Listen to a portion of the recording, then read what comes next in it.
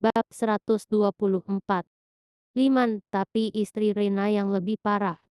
Kabarnya jika sehari tidak ditiduri, kepalanya akan sakit. Padahal dia cantik. Salim, bagus dong, harusnya bisa melayani Rena hingga 10 kali dalam sehari kan. Liman, ya bahkan aku juga pernah membayangkannya ingin dilayani wanita secantik itu. Salim, ajak aku ayah jika kesempatan itu ada. Liman mengangguk, ayo sekarang kita ke Cianjur, mumpung Rena ada di Bandung. Sekarang baru jam 9, jam 12 pasti kita sudah tiba. Jadi malam ini kita bisa langsung minta jatah ke istrinya sambil menyumbangkan tinja untuk anaknya. Salim, ayo, lalu keduanya berdiri. Udin segera menekan tombol stop. Lalu rekaman videonya disimpan dan ponselnya dimasukkan ke saku celananya. Hebat, kalian berdua punya bakat akting. Durasinya bahkan lebih lama dari yang kukira karena ada improvisasi dialog yang tidak kuajarkan. Tapi itu tidak masalah karena hasilnya menjadi lebih bagus. Sekarang kalian boleh pergi. Liman menangis. Apa kau benar-benar akan mengunggah video itu? Udin mengangguk. Ya, aku akan mulai dari TikTok. Agar cepat menjadi tren. Liman bergidik ketakutan. Bisakah kau tunda? Karena jika diunggah sekarang sebelum kami pulang, pasti Rena akan membunuh kami. Udin berdiri sambil menendang Jono lalu berteriak pada Liman. Siapa yang akan membunuhmu? Kelima anjingnya ada di sini, tangan Raju sudah cacat, hanya ada Rena. Jika Rena berani mengejarmu, kalian bisa membunuhnya bersama, kenapa kalian takut? Liman mengangguk, memang benar sekarang tidak ada orang lain bersama Rena di Bandung selain asisten dan sopirnya. Mereka bertiga hanyalah orang biasa yang lemah. Salim menoleh pada Liman. Ayo ayah, tunggu apa lagi? Kita pulang, kemasi barang-barang dulu lalu langsung ke Jakarta. Besok aku akan pesan tiket paling awal ke Malaysia. Liman mendesah sedih. Video barusan sudah menghina seluruh keluarga Sanjaya. Jangankan ke Malaysia. Dimanapun nyawa kita pasti akan dicari.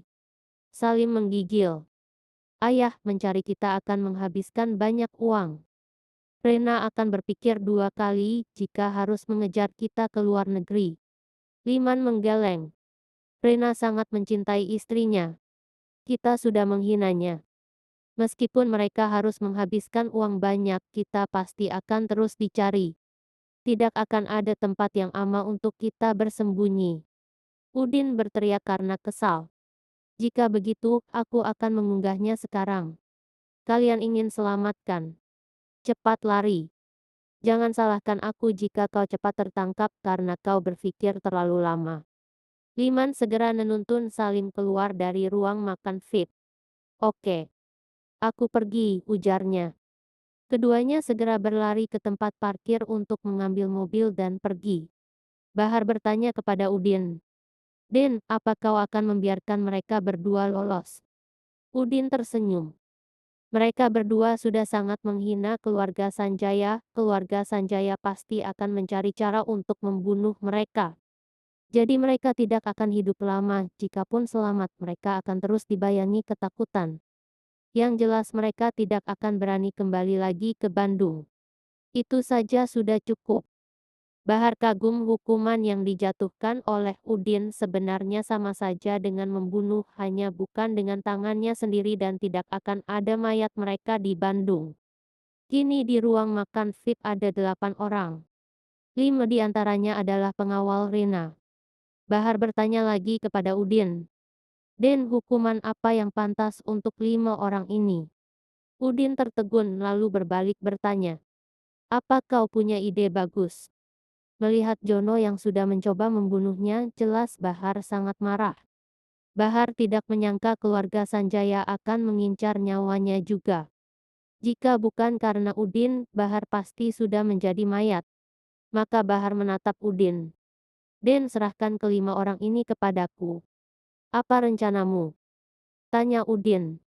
Aku ingin memotong-motong tubuh mereka sedikit demi sedikit untuk makanan anjingku. Tentu akan cukup untuk stok selama sebulan. Malam ini, yang pertama ingin aku umpankan adalah orang ini, jawab Bahar sambil menunjuk Jono.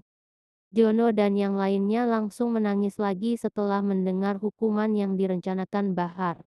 Jono meratap, Kang Bahar, aku mengaku salah, tapi aku diperintah. Kenapa kau tidak membunuh Rena dan Raja saja? Mereka masih di Bandung tanpa pengawalan kami. Mudah bagimu untuk menangkapnya. Udin menoleh kepada Bahar. Benar, mereka hanya diperintah. Jika dibunuh, itu tidak akan menjadi pelajaran untuk Rena. Besok Rena pasti akan merekrut pengawal baru untuk membunuhmu dan aku lagi. Jono menghela napas lega setelah mendengar perkataan Udin. Jadi apa rencanamu? Tanya Bahar. Udin tersenyum tipis.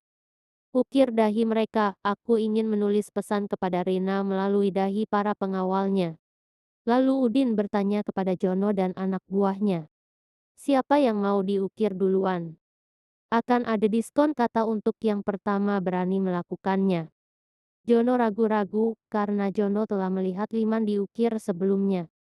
Jadi dia bisa membayangkan bagaimana rasa sakitnya ketika kulit dahi ditoreh dengan ujung pisau. Namun 4 pengawal lainnya langsung tersadar, karena tidak mungkin bisa lolos dari hukuman Udin. Maka para pengawal pun cepat-cepat menjawab gagal tidak terlalu banyak tulisan di dahi mereka. Aku duluan. Aku kedua. Aku yang ketiga. Aku yang keempat. Jono tidak menyangka anak buahnya akan meminta lebih dulu. Jono langsung menangis terseduh-seduh karena itu artinya ia yang kelima. Tentu akan mendapat tulisan lebih banyak. Jika yang pertama 3 kata, yang kedua 4 kata, artinya ia akan mendapat 7 kata, dahinya pasti tidak akan cukup. Jono menyeka air matanya dengan lututnya. Pak Udin, terserah padamu. Aku sudah menyerah. Bahar langsung mengambil pisau yang tadi akan digunakan Liman untuk mengukir dahinya. Kemudian ia menjambak rambut penjaga yang pertama agak kepalanya tegak. Den, apa kalimat untuk yang pertama ini? Tanya Bahar. Tulislah, Raja Gai, jawab Udin. Penjaga yang hendak diukir itu langsung menangis takut. Tapi bukan takut dengan pisau yang akan mengukir dahinya, melainkan takut dengan kalimatnya. Karena jika Raja membacanya, Raja pasti akan marah. Namun penjaga itu tidak berani menolak, karena yang kedua pasti akan memiliki kalimat yang lebih buruk dan tulisan yang lebih banyak. Bahar mengangguk lalu segera menulis kalimat pertama Raja Gai di dahi penjaga itu, ujung pisau menancap dalam, lalu digeser perlahan untuk membentuk huruf. Karena hanya satu baris, penulisannya dilakukan dengan cepat. Wajah penjaga itu berlumuran darah, yang lain tercengang melihatnya. Bahar beralih ke penjaga kedua. Apa tulisan untuk yang kedua ini, Den? Udin berpikir sejenak. Itu artinya ada 1 kata tambahan. Tulis saja Wuki pemakan tai. Bahar mengangguk, 2 baris kalimat Wuki pemakan tai segera diukir di dahi penjaga kedua. Karena sudah beberapa kali mengukir dahi orang, Bahar menjadi semakin terampil. Tidak butuh waktu lama untuk menyelesaikannya. Jono berkeringat dingin karena Udin tidak berbohong, ada diskon untuk yang pertama menerimanya.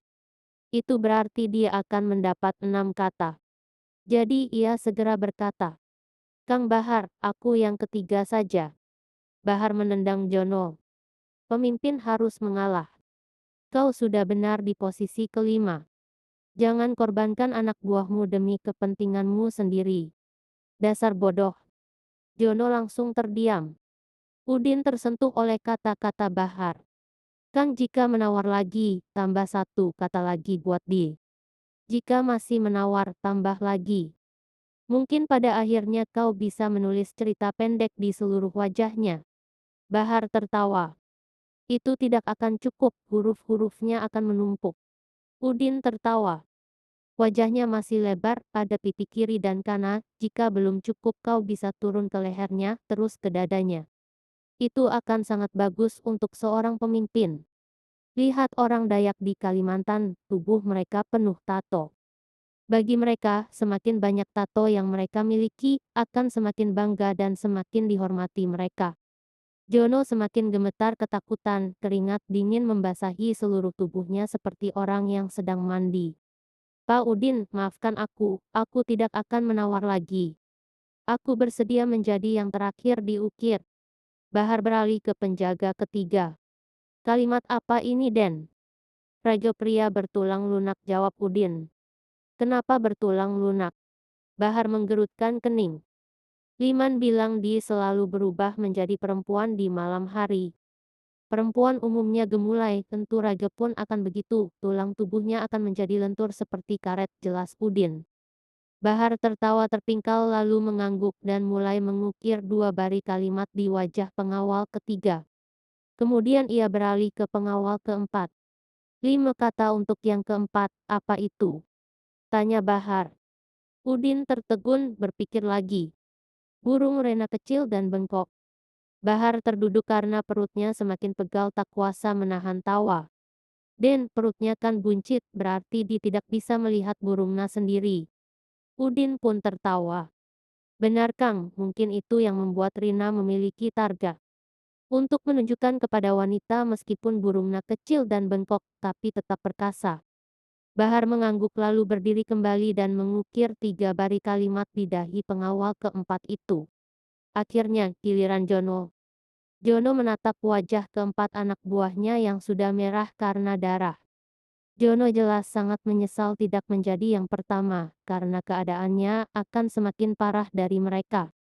Jono hanya bisa menangis histeris. Den, ini yang terakhir, kata Bahar kepada Udin. 6 kata ya, kata Udin dan melanjutkan berpikir, akhirnya berkata. Rena dan Raja pemakan kotoran Wuki. Jono meringis mendengarkan banyaknya kata yang sangat memalukan itu. Karena akan ada 3 orang sekaligus yang akan marah padanya jika membacanya. Bahar bertanya kepada Udin. Den, bukankan Wuki yang selalu memakan kotoran? Udin tertawa. Tidak adil jika hanya dia, lalu siapa yang akan makan kotoran Wuki?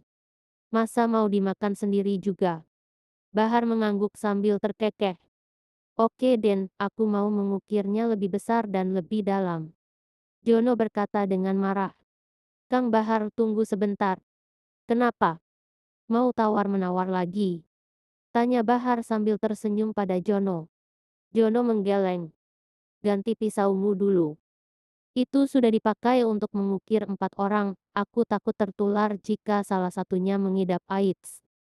Mendengar Jono mengatakan itu, 4 pengawal lainnya menjadi takut karena memang benar, bahkan di rumah sakit, jarum suntik yang hanya dipakai untuk menusuk saja hanya dipakai sekali, apalagi ini yang digores. Pengawal keempat bertanya kepada ketiga temannya. Apakah kalian mengidap AIDS? Ketiganya menggeleng. Tidak. Bahar kesal lalu menampar Jono. Sialan. Apakah aku harus menguji mereka dulu satu persatu ke laboratorium? Karena kau menyulitkanku, tulisanmu akan kuhadiahi bingkai. Jono langsung terdiam, karena akibat ucapannya itu membuahkan bonus bingkai. Jono merasakan ujung pisau mulai menancap di dahinya. Pisau itu digerakkan oleh Bahar untuk membentuk huruf-huruf di dahinya, menimbulkan sensasi yang sangat menyakitkan. Jono memejamkan matanya karena sakit. Darah mengucur deras di wajahnya. Jono menggigit bibirnya, meskipun ia marah kepada Bahar, tetapi karena kedua tangannya telah dilumpuhkan oleh Udin, ia tidak akan pernah bisa membalas dendam seumur hidupnya. Dahi Jono tidak cukup jika dipaksakan harus memuat 6 kata, sehingga Bahar harus memindahkan 2 kata ke pipi kiri dan kanannya. Setelah selesai, Bahar tidak lupa menambahkan bingkai bonus, yaitu garis persegi yang mengelilingi semua huruf. Wajahnya sekarang terlihat paling terluka dibandingkan dengan yang lain. Semua tulisan itu merupakan pesan penghinaan dari Udin kepada keluarga Sanjaya. Jono menoleh kepada Udin. Bolehkah kami pergi dari sini sekarang? Udin tertawa sambil berdiri. Bisa, tapi aja kalian tidak menyakiti siapapun lagi, semua tangan kalian harus dipatahkan dulu, kata Udin sambil menepuk bahu kiri 4 pengawal. Suara tulang patah terdengar lagi, kini semua lengan 5 pengawal Rena pun terkulai lemas, mereka seperti ondel-ondel Betawi. Kelimanya menangis sedih meratapi nasibnya. Kedepannya, mereka tidak akan bisa menjadi pengawal atau bekerja apapun lagi. Karena jelas tidak akan ada yang mau mempekerjakan penyandang disabilitas seperti mereka. Dan tidak akan ada yang bisa disakiti lagi. Bahar terkadang bingung dengan cara Udin menghukum orang, yang dilakukannya bukan hukuman modern terkesan kejam tetapi adil. Hukuman seperti ini hanya ada di masa lalu, diterapkan oleh para raja di mana hukum tertulis belum dibuat. Udin berbicara kepada kelima pengawal itu. Kembalilah ke bosmu. Katakan padanya, jika dia ingin membalas dendam, cari aku saja, jangan cari yang lain. Kelima pengawal Rena mengangguk, lalu semua berdiri mengandalkan kekuatan kaki mereka, lalu berlarian keluar dengan tangan terayun dan wajah serta pakaian berlumuran darah. Setelah para pengawal Rena pergi, Bahar bertanya pada Udin. Den akan mengunggah video bincang-bincang Liman dan Salim sekarang. Udin menggeleng. Tidak. Aku akan beri sedikit waktu agar keduanya bisa kabur dulu meninggalkan Bandung. Bahar menggerutkan kening. Hasilnya tetap sama, mereka akan mati juga, apa bedanya mengunggahnya sekarang dan nanti? Udin tertawa. Tanpa direkam pun, mereka tetap akan mati, hanya saja efeknya akan berbeda, tidak akan menjadi pelajaran. Tapi dengan direkam, ini akan menjadi pelajaran bagi semua. Liman dan anaknya pasti ingin bertahan hidup dan berumur panjang, keluarga Sanjaya juga akan menghabiskan banyak uang untuk berburunya. Semakin jauh Liman kabur, akan semakin mahal biayanya. Jadi Liman dan Salim tetap tidak akan merasa tenang meskipun mereka jauh. Ini akan menjadi siksaan dan pelajaran yang panjang bagi kedua belah pihak. Semoga Liman dan Salim panjang umur. Bahar mengangguk. Aku mengerti. Lalu bagaimana dengan Rena dan Raja? Udin melirik arlojinya. Kelima pengawal itu pasti akan melapor. Mengetahui usahanya tidak berhasil. Semuanya pasti akan kembali ke Cianjur malam ini. Bahar menghela napas. Mengapa membiarkan mereka pergi dari Bandung? Udin tersenyum. Tidak apa-apa memberinya kesempatan, Agau mengerahkan seluruh kemampuannya untuk kembali dan mencariku. Agau aku bisa menghancurkan mereka semua sampai ke akar-akarnya. Mardi yang masih bersandar di pojok ruangan, tertegun oleh kejadian yang disaksikannya. Mardi baru menyadari bahwa Udin memiliki kekuatan dan pengaruh yang begitu besar. Dia tidak tampak lemah dan tidak berguna seperti ketika ada di rumah. Melihat Mardi yang masih duduk, Udin mendekat sambil membantu Mardi berdiri. Ayah, kamu tidak apa-apa. Mardi mengangguk. Aku tidak apa-apa. Jika kamu tidak datang, aku pasti telah mati. Terima kasih, Din. Udin tersenyum. Selama aku di sini, tidak ada yang bisa menyakiti ayah. Mardi mengangguk. Tapi keluarga Sanjaya pasti akan mencarimu untuk membalas dendam. Udin tersenyum. Biarkan mereka mencariku, asal tidak mengganggu orang lain lagi. Jangan khawatir. Mardi bingung. Aku takut kamu akan kalah, keluarga Sanjaya kuat. Jika kamu kalah, mereka pasti akan memusnahkan keluarga kita, artinya aku akan mati juga. Udin menepuk bahu Mardi. Aku tidak akan kalah. Aku bukan Udin yang dulu. Agau semua tidak khawatir, sesampainya di rumah, mohon jangan bilang apa-apa kepada ibu dan Ici, oke? Mardi mengangguk. Udin menoleh pada Bahar. Kang, kedepannya tambah pengamanan di rumah klasik, juga perhatikan pengamananmu sendiri. Lalu kau juga harus menempatkan beberapa preman untuk berjaga di sekitar rumahku. Siap Den, Bahar mengangguk. Udin berkata pada Mardi. Ayah, ayo pulang. Ayo, kata Mardi. Mardi memang sangat ingin pulang untuk beristirahat karena ia masih diliputi rasa trauma dan takut. Ia butuh waktu dan tempat untuk menenangkan diri. Liman dan Salim masuk ke rumah mereka sendiri dengan mengendap-endap seperti pencuri, segala macam perhiasan dan uang dimasukkan ke dalam tas. Istri Liman tidak mengerti apa yang terjadi pada putra dan suaminya. Apalagi melihat wajah mereka yang telah diukir. Hal itu memberinya keberanian untuknya bertanya. Namun Liman mendorongnya. Jangan bertanya apapun dulu. Aku dan Salim dalam bahaya besar, kami harus melarikan diri dari Bandung sekarang juga. Apa kau ingin melihat suami dan putramu menjadi mayat? Kau mau kabur kemana? Tanya istri Liman. Ke Malaysia, aku tidak akan kembali ke sini lagi, jawab Liman. Istri Liman terkejut. Apa? Tidak akan kembali. Lalu bagaimana denganku? Liman menjelaskan. Jika kau juga ingin selamat juga, segera kemasi semua barangmu lalu pulang ke rumah orang tuamu di Ciamis. Tinggalkan Bandung. Jangan tunggu sampai besok.